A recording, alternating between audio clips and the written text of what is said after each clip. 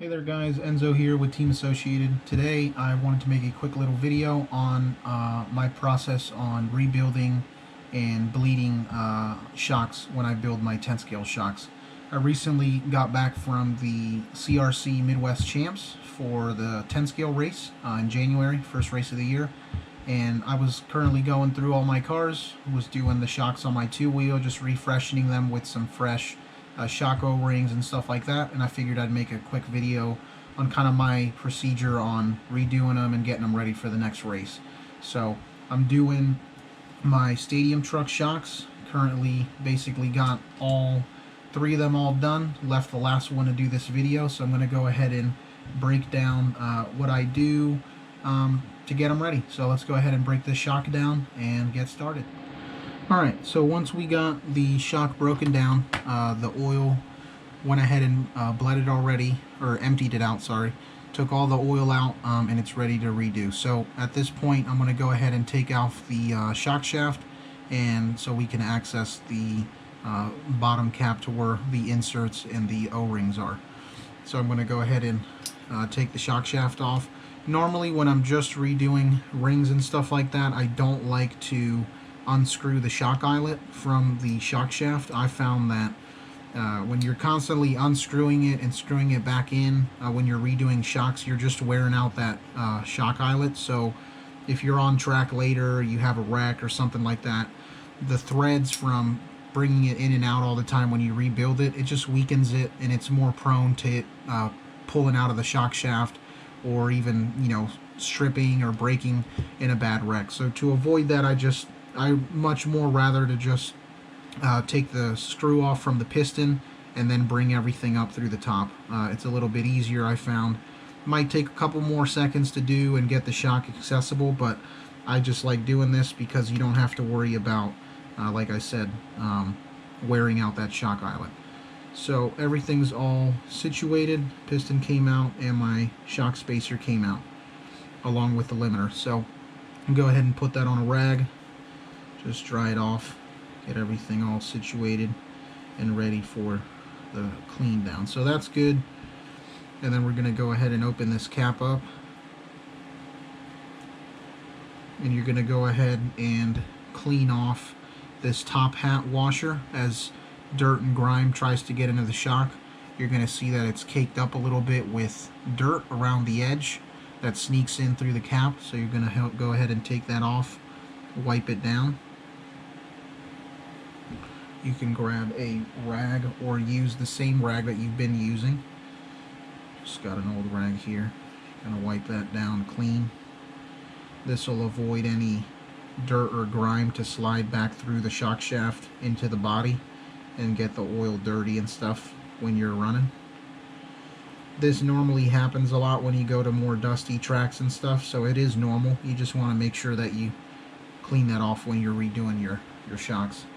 You're also going to go ahead and wipe off the edge of the body where the ring is. You can see there's some dirt and grime toward the entrance of where the ring goes in. Just like that. Just wipe it off. And that's ready. And now we're just going to take the rings off.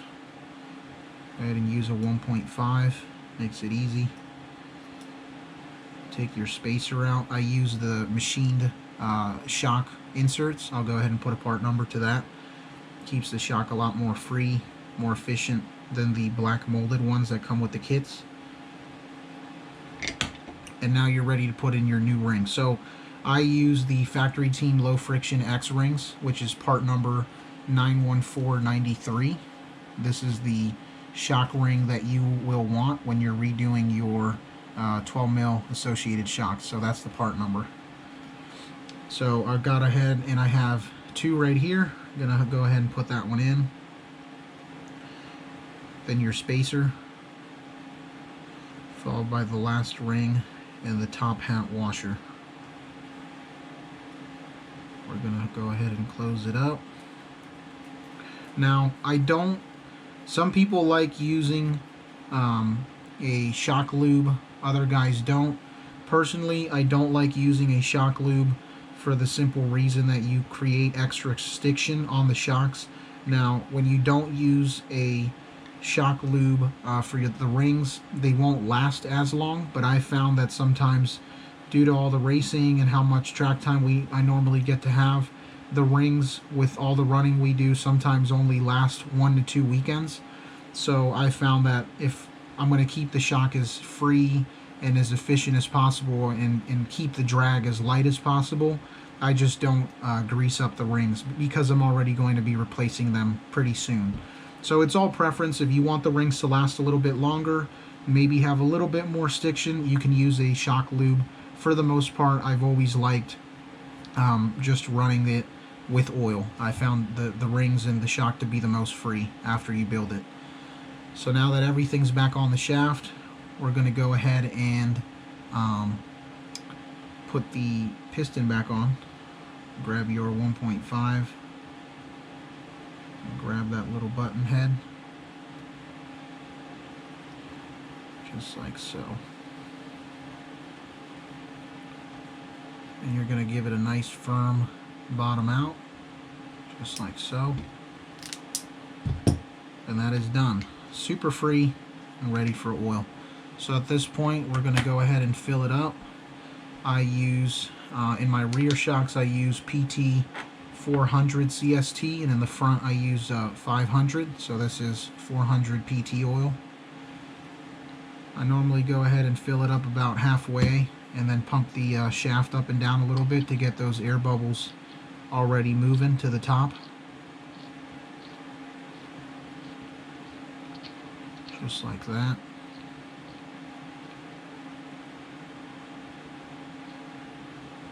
Then we'll go ahead and top it off till the top. All done. So at this point, I go ahead and let the shock sit on a shock stand for about 10 to 15 minutes, around there, till the air starts to rise. Maybe you can see a little bit of the air bubbles coming up to the top. If you have a shock pump, you can speed up the process and use a shock pump to get it all situated. But we're going to go ahead and wait, and we'll come back and we'll show you how we bleed off the shock once we're ready to finish it up. Alright, so we'll come back in a few. The shock's been sitting for about 10 to 15 minutes. All the air is basically out of the shock. It's nice and smooth, no air bubbles coming up.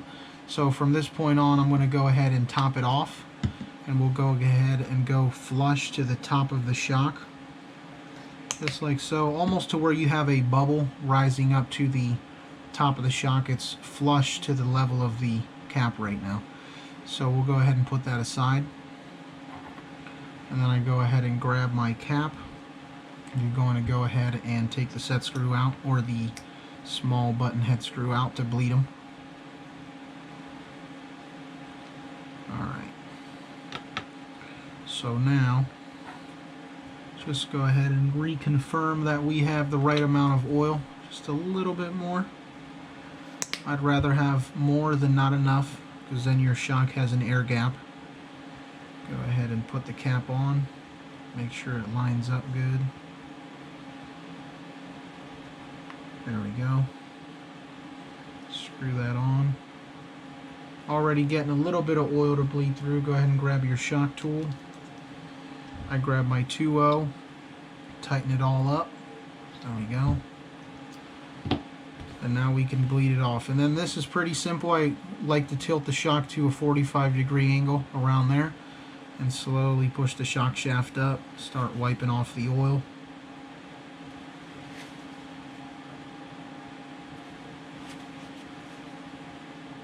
All the way to where you get to the top. When you do get to the top of the stroke, you want to go even slower to make sure that you don't bleed off too much oil. That's what can make or break your shock build. So you want to go very slow when you're at the last 2 millimeters of the stroke, just like this. You want to make sure that you go extremely slow and very calm so you don't bleed off too much oil. And then once it bottoms out, you're done. Go ahead and apply your set screw. Doesn't have to be insanely tight, just to where you feel it bottom out. Just like that. And go ahead and wipe off more of the excess oil so it cleans it up. and then you're all done. That's how you do it. So now, pump it a couple times. There's no dead spot. You didn't hear any air bubbles. And then that's done.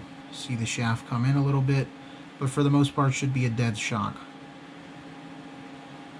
There's 0 to no rebound, very little, tiny amount. That's not even, there's nothing in there. So that's a completely, what I would call a dead shock. That's dead. So this shock's ready to put back on. Spring goes on. Spring cup goes on. And we're done. So that's my process on rebuilding associated 12 mil shocks. This goes for the stadium truck, the 2-wheel, the 4-wheel. This is my process on how I've always done them. So just wanted to make a quick little video, explain that for you guys, show you guys how I did it, and go from there. So thanks everyone for watching, and we will catch you guys in the next one. Thanks again.